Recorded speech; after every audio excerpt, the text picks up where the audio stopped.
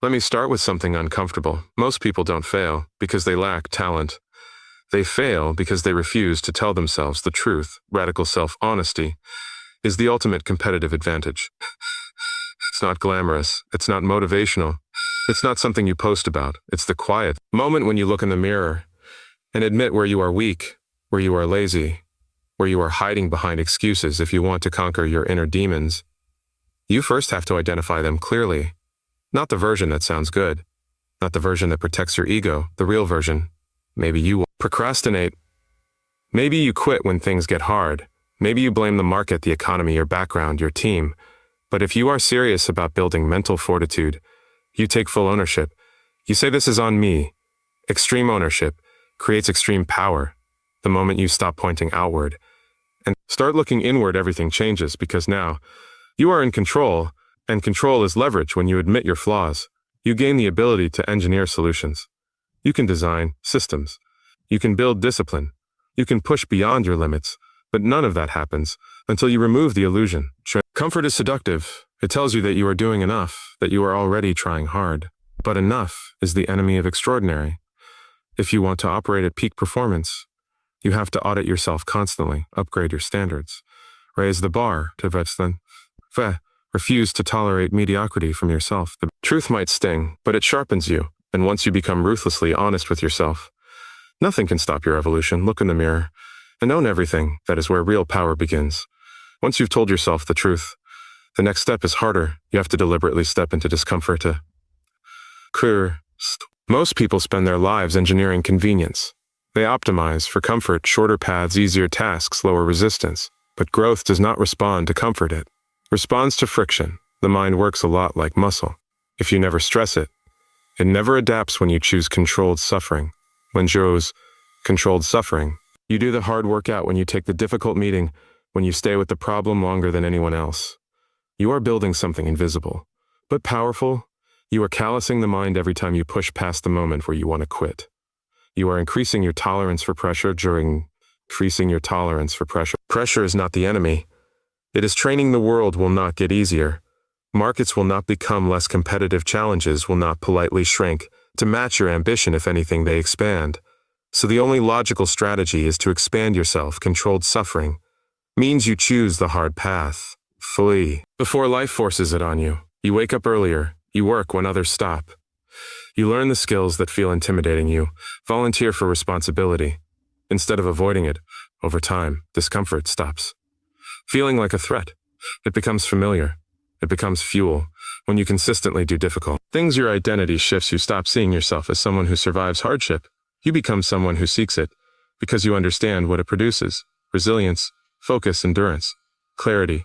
The goal is not pain for the sake of pain. The goal is adaptation. You are engineering a stronger operating.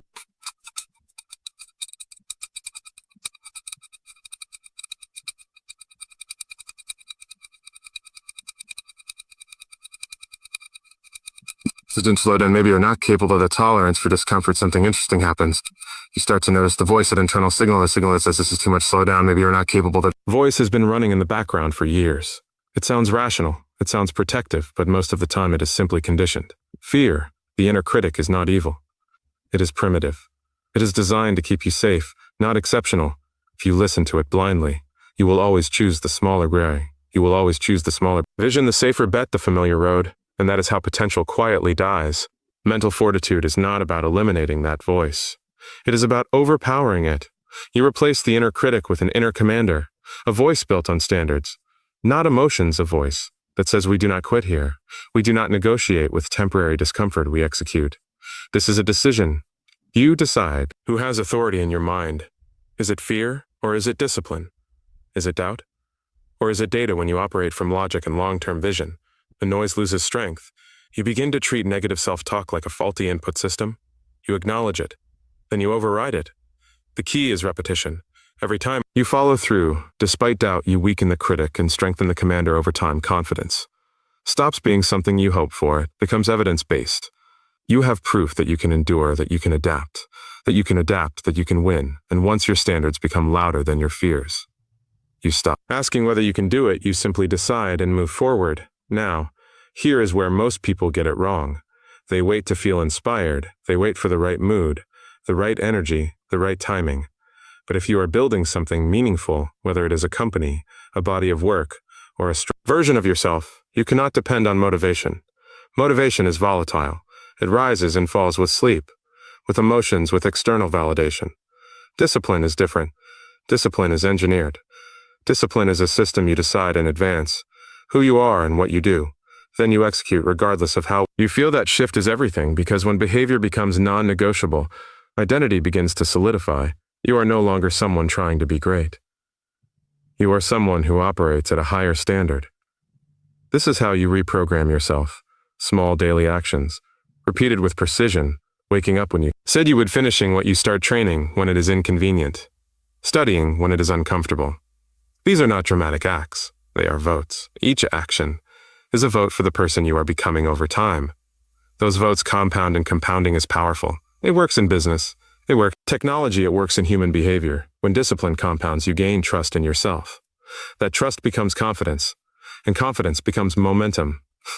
The world respects consistency, not bursts of emotion. Anyone can work hard for a day, a week maybe, but can you execute for years? That is where separation happens if you want peak performance. Stop chasing motivation and start building systems that make excellence. Automatic standards create identity, and identity drives destiny. By now, you understand something important. Growth is not clean, it is not comfortable, and it is rarely linear. At some instances, rarely linear. At some point, you will fail publicly, you will be criticized, you will doubt yourself. You might even break. But here is the shift: pain is not a signal to stop. It is data. Every setback contains information. If a launch fails, if a project collapses, if you fall short of your own expectations, the instinct is to protect your ego, to blame timing, resources, other people. But pain becomes power the moment you analyze it instead of avoiding it. Ask what went wrong. What did I miss? What skill is underdeveloped? What assumption was flawed? That is how you convert emotion into intelligence. Adversity is compression. Compression creates strength. Diamonds are formed under pressure. Systems evolve through stress. The same is true for you. When things get difficult, you are being refined, not rejected. The discomfort is shaping your judgment. Your resilience, your strategic thinking, your past does not disqualify you. Trains you. The failures, the embarrassment, the long nights questioning yourself. They are building capacity to handle bigger opportunities, larger risks, greater responsibility, without hardship. You remain fragile with it. You become anti-fragile. You gain the ability to absorb shock and still move forward. Do not waste your pain. Document it, study it, extract the lesson, then re-engage with more precision. Every scar becomes proof that you survived and adapted. If you learn to transform setbacks into strategy, nothing can permanently defeat you. Turn every wound into wisdom, and every loss into leverage. There is a moment in every difficult pursuit where your mind tells you, this is the limit, this is as far as you can go. You feel the fatigue, the uncertainty, the resistance, and your brain starts calculating reasons to stop. Sounds logical, it sounds responsible, but most of the time it is wrong. Human beings dramatically underestimate their capacity.